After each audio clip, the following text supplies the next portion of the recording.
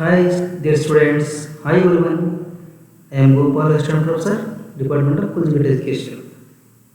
Dear students, today we have discussed about medieval Indian history, session number 22. Dear students, we have discussed about the topic economic life, specific reference with agriculture, trade and industry, part 2. Dear students, we have discussed the mainly economy, specific reference with trade, domestic and foreign trade and Sultanate period.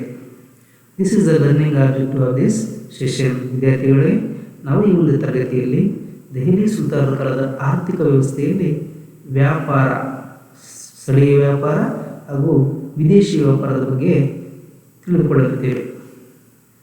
What is the session outcome of this class? After this class, student will be able to understand the economic life with the trade, domestic and foreign trade under Sultanate.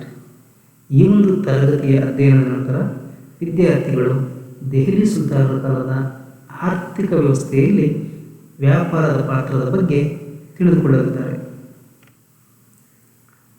Dear students, we have mainly discussed about this session trading groups, domestic trade and foreign trade. ವಿದ್ಯಾರ್ಥಿಗಳೇ, ನಾವು ಈ ಒಂದು ತರಗತಿಯಲ್ಲಿ ಮುಖ್ಯವಾಗಿ ದೆಹಲಿ ಸುಲ್ತಾನರ ಕಾಲದ ವ್ಯಾಪಾರಿ ಗುಂಪುಗಳು, ಸ್ಥಳೀಯ ವ್ಯಾಪಾರ, ನಂತರ ವಿದೇಶಿ ವ್ಯಾಪಾರದ ಬಗ್ಗೆ ತಿಳಿದುಕೊಳ್ಳಲಿದ್ದೇವೆ. Trading groups in the period of Sultanate.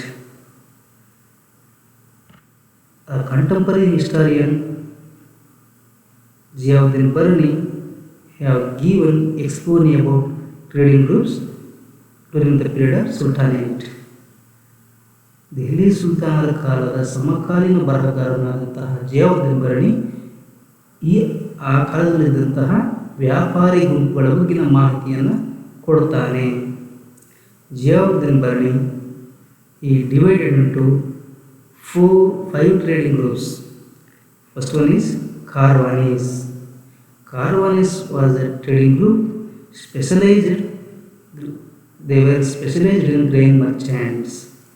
ಕಾರ್ವಾನಿಸ್ ಎಂಬ ವ್ಯಾಪಾರಿ ಗುಂಪು ವಿಶೇಷವಾಗಿ ಆಹಾರ ಧಾನ್ಯಗಳನ್ನು ಮಾರಾಟ ಮಾಡುವ ಒಂದು ವ್ಯಾಪಾರಿ ಗುಂಪಾಗಿತ್ತು. Second one is Multanis. Multanis engage long distance trade. Multanis ಎಂಬ ವ್ಯಾಪಾರಸ್ಥರ ಗುಂಪು ದೂರದ ವ್ಯಾಪಾರವನ್ನು ಮಾಡ್ತಾ ಇದ್ದಂತಹ ವ್ಯಾಪಾರಿ ಗುಂಪಾಗಿತ್ತು. Then Sarrafs they were money changers in trade. Sarrafs ಎಂಬ ವ್ಯಾಪಾರಿ ಗುಂಪು ಅವರು ವ್ಯಾಪಾರಸ್ಥರಿಗೆ ಹಣವನ್ನು ಬದಲಾಯಿಸಿ ಕೊಡ್ತಾ ಇರುವಂತಹ ಒಂದು ಗುಂಪಾಗಿರುತ್ತದೆ. ವ್ಯಾಪಾರಸ್ಥರಿಗೆ ಸಹಾಯಕರಾಗಿರುವಂತಹ ಒಂದು ಗುಂಪು ಆಗಿರುತ್ತದೆ. Next one is Dallals. Dallals were brokers in trading system.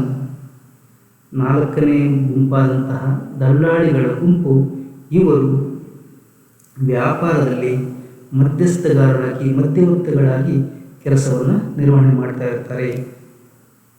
ಆಮದು ಮತ್ತು ರಫ್ತುಗಳಲ್ಲಿ ಇವರು ಮಧ್ಯಸ್ಥಗಾರರಾಗಿ ಕೆಲಸ ಮಾಡ್ತಾ ಇರ್ತಾರೆ. The last one is Saha. ಸಾಹಾವರ್ ಜನರಲಿ ಹಿಂದೂ ಮರ್ಚೆಂಟ್ಸ್. 5ನೇ ಗುಂಪಾದಂತಹ ಸಾಹಾ ಗುಂಪು, ವ್ಯಾಪಾರಸ್ಥರ ಗುಂಪಾಗಿರುವಂತಹ ಸಾಹಾ ಗುಂಪು, ಇವರು ಸಾಮಾನ್ಯವಾಗಿ ಹಿಂದೂ ವ್ಯಾಪಾರಸ್ಥರಾಗಿದ್ದರು. ಈ ಮಾಹಿತಿಯನ್ನು ಜಿಯಾವುದ್ದೀನ್ ಬರ್ನಿ ತನ್ನ ಬರವಣಿಗೆಯಲ್ಲಿ ತಿಳಿಸಿದ್ದಾನೆ. Domestic trade during the sultanate period. Delhi ಸುಲ್ತಾನರ ಕಾಲದಲ್ಲಿ ಸ್ಥಳೀಯ ವ್ಯಾಪಾರ ಯಾವ ರೀತಿ ನಡೀತಾ ಇತ್ತು? According to Ibn Battuta, Delhi was important trade center in the world. Delhi ಸುಲ್ತಾನರ ಕಾಲ ಇನ್ನೊಬ್ಬ ಸಮಕಾಲೀನ ಬರಹಗಾರನಾದಂತಹ ಇಬ್ನ್ ಬಟೂಟನ ಪ್ರಕಾರ ದೆಹಲಿ ಪ್ರಪಂಚದಲ್ಲೇ ಪ್ರಮುಖ ವ್ಯಾಪಾರಿ ಕೇಂದ್ರವಾಗಿತ್ತು. Daulatabad was famous for grapes, pomegranate, jewels and pearls. Kannauj was famous for sugar.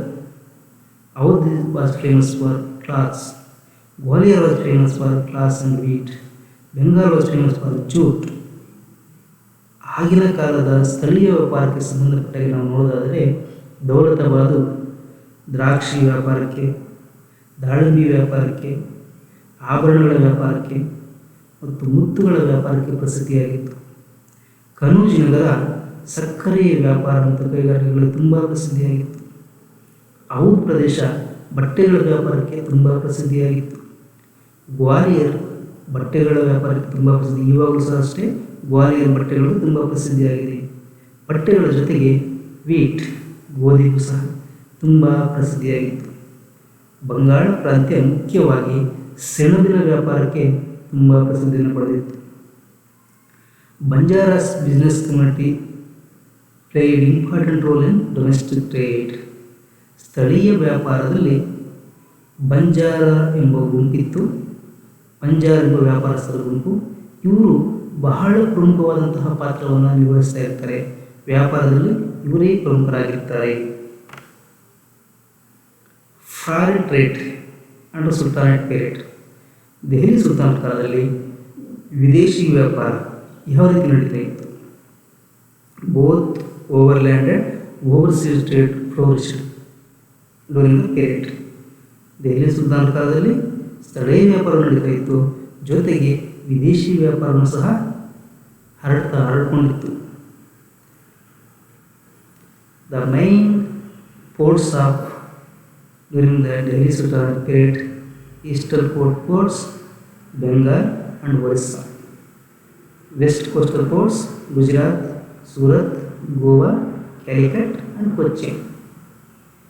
Delhi ಸುಲ್ತಾನರ ಕಾಲದಲ್ಲಿ ಪ್ರಮುಖವಾಗಿ ಪೂರ್ವದ ಕಡೆ ಇರುವಂತಹ ಪ್ರಮುಖ ಬಂದರುಗಳೆಂದರೆ ಬಂಗಾಳ ಮತ್ತು ಒರಿಸ್ಸಾ. ಇಲ್ಲಿ ಹೆಚ್ಚಿನ ಮಟ್ಟದಲ್ಲಿ ವಿದೇಶಗಳಿಗೆ ವ್ಯಾಪಾರ ಆಗ್ತಾ ಇತ್ತು.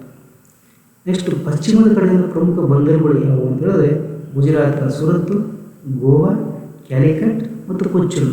ಈ ಒಂದು ಬಂದರು ಪ್ರದೇಶಗಳಿಂದ ವಿದೇಶಿ ವ್ಯಾಪಾರ ತನ್ನ ಮಹತ್ವವನ್ನು ಹೆಚ್ಚಿಗೆ ಪಡ್ಕೊಂಡಿತ್ತು ಅಂತ ಹೇಳ್ಬಿಟ್ಟು ನಮ್ಗೆ ಗೊತ್ತಾಗುತ್ತೆ.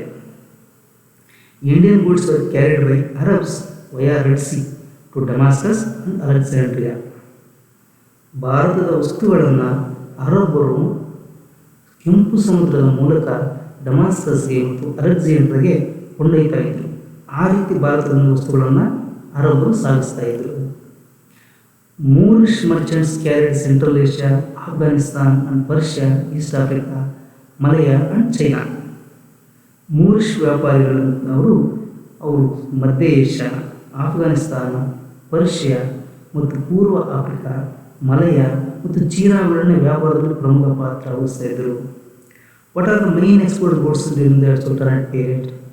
Textile goods, spices, indigo, opium, sugar, jewels and Paris.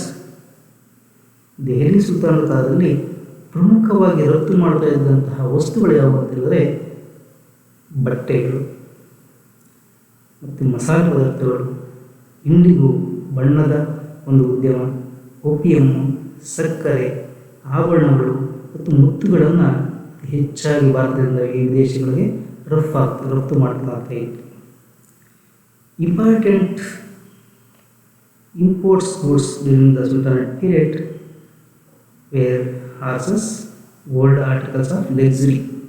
ವಿಶೇಷವಾಗಿ ದೆಹಲಿ ಸುಲ್ತಾನರ ಕಾಲದಲ್ಲಿ ವಿದೇಶಗಳಿಂದ ಆಮದು ಮಾಡ್ಕೊತಾ ಇದ್ದ ವಸ್ತುಗಳು ಅಂತ ಹೇಳಿದ್ರೆ ಕುದುರೆಗಳು. ಅತಿ ಹೆಚ್ಚಿನ ಮಟ್ಟದಲ್ಲಿ ಭಾರತಕ್ಕೆ ಕುದುರೆಗಳನ್ನು ಆಮದು ಮಾಡಿಕೊಳ್ಳಲಾಗ್ತಾ ಇತ್ತು.